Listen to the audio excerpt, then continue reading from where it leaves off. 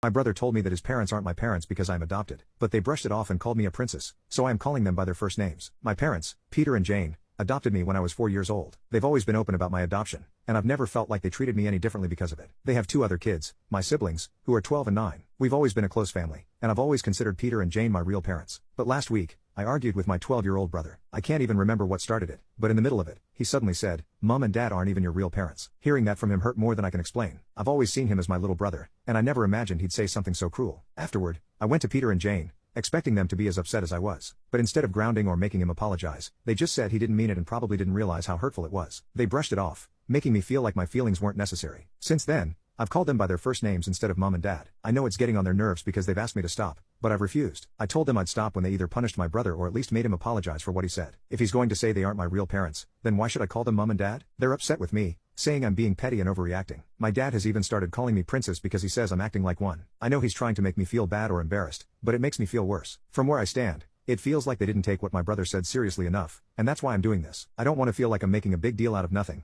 but at the same time, I can't just let this go without some sort of consequence. What my brother said hurt me, and I need them to understand that. He, Peter, used to call me stuff like that all the time, and he knows it pisses me off, which is why he's doing it. He labeled me as gay for 3 years because I wanted to do ballet until I finally quit. Don't get me wrong, I love my dad. I don't think he's abusive or anything, but he gets like this when he's upset and just says nasty things to everyone. It doesn't happen that often, though. I explained why it upset me. When I did, I started crying, and that's when my dad started calling me princess. Update. First off, thank you so much to everyone who commented on my last post. I didn't realize how much I needed to hear that my feelings were valid, so it meant a lot. Since I last posted, things have taken a different turn. My little brother came to me and apologized on his own. He looked sorry, said he didn't mean what he said, and didn't realize how much it would hurt me. We had a good talk, and I honestly believe he meant it. I've forgiven him, and we're back to being okay with each other. So, at least that's one thing sorted. But now, the real issue is with Peter. I don't know if it's because I've been standing my ground or what, but instead of things getting better, they've just gotten worse. He's still calling me princess every chance he gets, but it's gone beyond just teasing. Yesterday, he posted a picture of a bunch of dresses on his Facebook page and tagged me with the caption,